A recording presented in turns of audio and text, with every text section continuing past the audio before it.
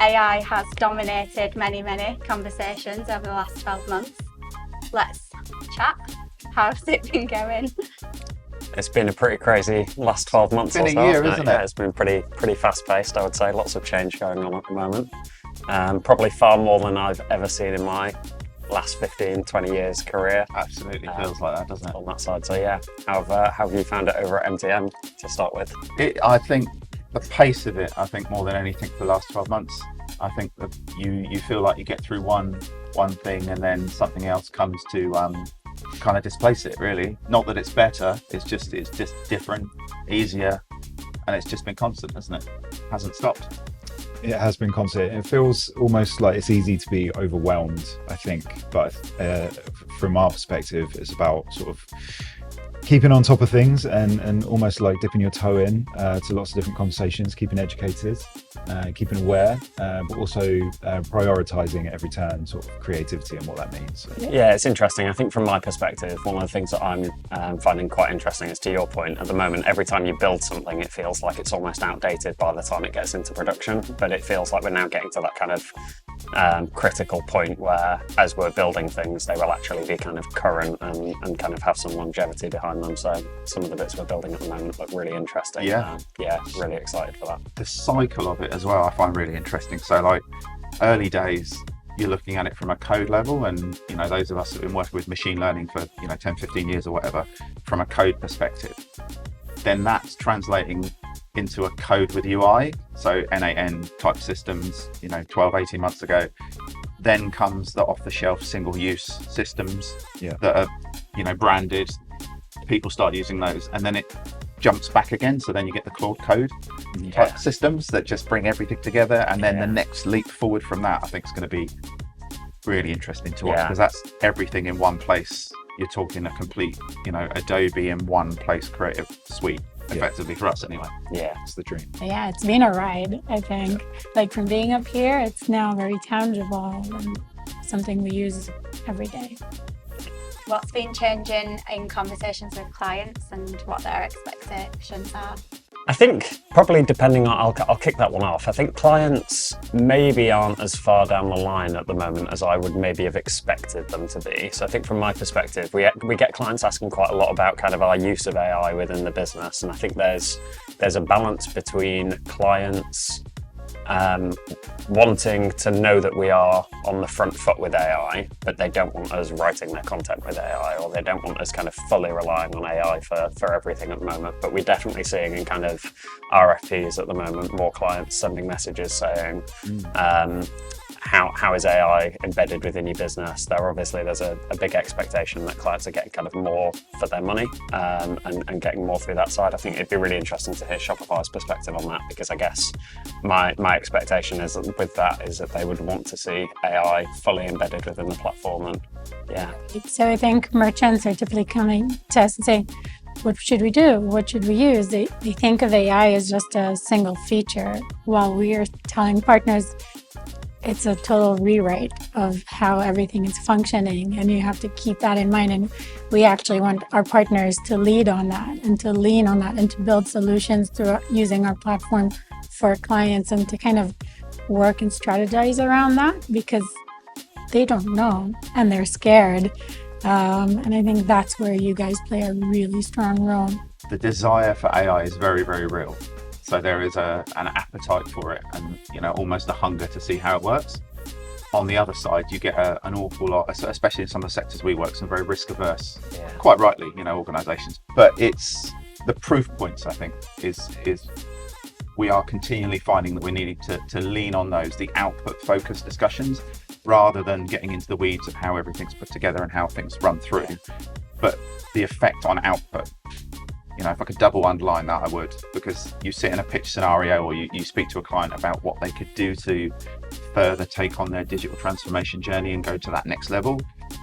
The proof points and making sure that the outputs are not losing focus on the outputs, I guess, is the biggest thing. Yeah, definitely. And creative feels like a huge area at the moment that's had loads of kind of influence from AI. How are you seeing that at the moment? There's kind of two things that are almost working in parallel. Is finding a sweet spot where they sort of work together, and I think that means that again, taking a view of what is quite a linear process, the idea of a final product, something that is published or output and sent to print, for instance. Those ideas in terms of linear processes need to change, because obviously we're using tools, we're using platforms that have kind of upset that and have changed the way that works. So a lot of that is about educating people, educating clients, but also thinking internally in and amongst teams in such a way that those kind of linear processes that people have been adopting for 10, 15, 20 years, since the dawn of Creative Suite, all of a sudden there are different ways of thinking and different ways of raising really great ideas quicker. What does good look like right now? Looking at it through a lens that does sort of help people, I suppose, look to the future and feel excited and engaged. And a lot of those conversations with clients can be less about tools and platforms and more about the benefit of it all and what our future looks like. I think that's a really good point, because it's, in terms of creativity, what good looks like is getting more time. Yeah. Right? Because you get a brief, you get a set amount of time, you have deadlines, you've got review processes, all of those things. When you separate out how the creative model works from start to finish, it's a very quick process.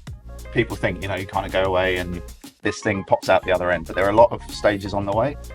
And bringing AI into those stages, like if you go to a higher level operationally as a business and you look at every kind of micro element that brings an organization together, if you can think about how AI can make those things better, more accelerated, more robust, more data points to give you better answers, then the cycle kind of shifts in terms of the actual production piece, which just leaves you all this lovely space for more kind of strategic, creative thinking and the opportunity to get more hands-on with clients. I think in the past we've probably been quite poor on time-wise with clients, that sit around the table and really get their buy-in and interest into a project. Yeah, quite. And I think it's just making that process rapid in terms of helping someone form in their minds how something could appear.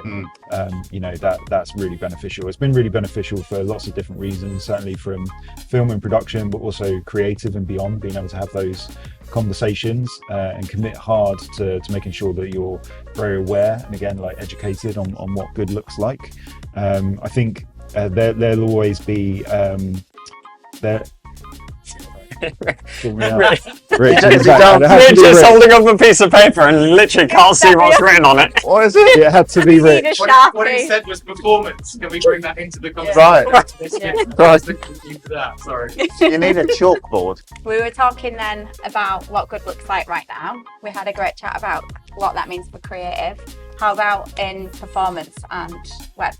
Our fundamental approach is kind of human and people-led and underpinned by technology and AI. And in a era where everyone has got access to ChatGPT, and if they want kind of to get a Claude Code account, or they want to log into Base 44 or N8N or any of these systems, really your people and the strategy level is the things that make the kind of differentiating factor, because everyone has access to countless levels of information now at the kind of drop of a fingertip.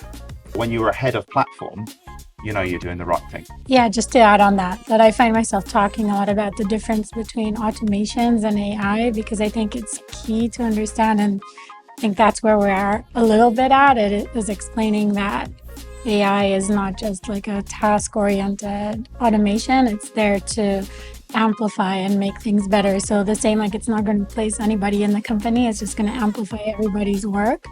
And I think that's where we're at now. So having merchants use Sidekick, for example, be able to do more with the tools that we provide them, but also think about how they're going to use AI to grow and improve search, discovery, average order values, things like that, and provide the tools to build with AI to improve efficiency, predictive AI, agents, So I think that's where we're very much in place with that right Yeah. now.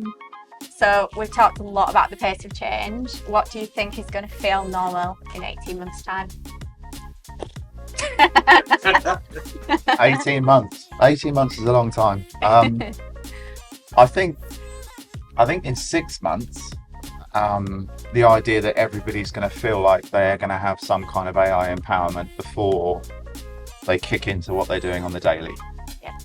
I think that's the next foundation, that people have got automations running that will support them in their roles, and that's not just what the top 5% in a company are doing. I think everybody's doing that. I think that's 6 months. I think the biggest barrier in AI at the moment is leveling everyone's knowledge up to a baseline. So we've spent a lot of time trying to do that at the moment across kind of IDHL, and Shopify doing a lot on that side as well.